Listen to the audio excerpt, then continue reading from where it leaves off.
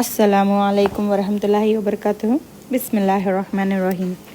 మరణించిన తరువాత మానవుని తదుపరి మజిలీ స్వర్గమా లేక నరకమా? అసలు స్వర్గ నరకాలంటే ఏమిటి?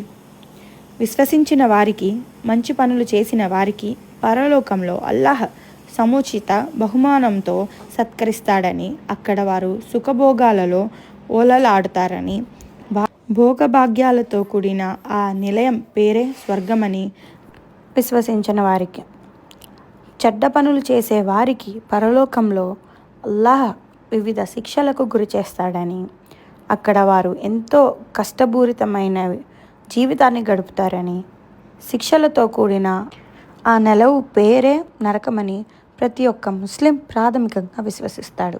దివ్య ఖురానులోను హదీసులలోనూ స్వర్గ నరకాలకు సంబంధించిన స్పష్టమైన వివరాలు లభ్యమవుతాయి. స్వర్గానికి సంబంధించి కొన్ని ఖురాను వాక్యాలు తెలుసుకుందాం. 1. స్వర్గం వెడల్పు భూమి ఆకాశాలు విస్తృతికి సమానం. ఖురాన్ అల్ ఇమ్రాన్ ఆయత్ 133. స్వర్గలోకపు పండ్లు వసంతాలు శాశ్వతమైనవి. స్వర్గలోకంలో ఆకలి దప్పికలు మరియు నగ్నంగా ఉండరు. స్వర్గలోకవాసులు అక్కడ బంగారు కంకణాలను, ఆకుపచ్చని సన్నని జలతారు పట్టు వస్త్రాలను ధరిస్తారు. ఆయత్ 31 కహఫ్. స్వర్గలోకపు వాసులు బుద్ధిని ప్రభావితం చేయని తెల్లని మధురమైన మధువును తాగుతారు. సఫత్ ఆయత్ 45. స్వర్గలోకపు వాసుల కొరకు మహాభాగ్యాలు మధ్య సిగ్గులలికే చూపులు గల సుకన్యలు అనగా వర్జిన్ అన్నమాట, ఎవరు ముట్టుకొని ఆడవాళ్ళు.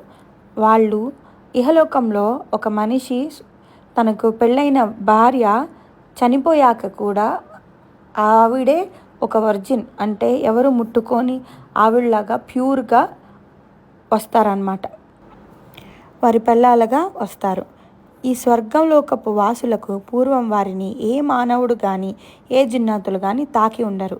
ఆ ఆడవాళ్ళు ఎంత ప్యూర్గా ఉంటారంటే, ఆ స్వర్గలోకపు వాసులకు పూర్వం, అంటే ఎవరైతే చనిపోయి స్వర్గానికి వెళ్ళారో వాళ్ళకి పూర్వం వారిని ఏ మానవుడు కానీ ఏ జిన్నాతు కానీ తాకి ఉండనంత ప్యూర్గా ఉంటారు.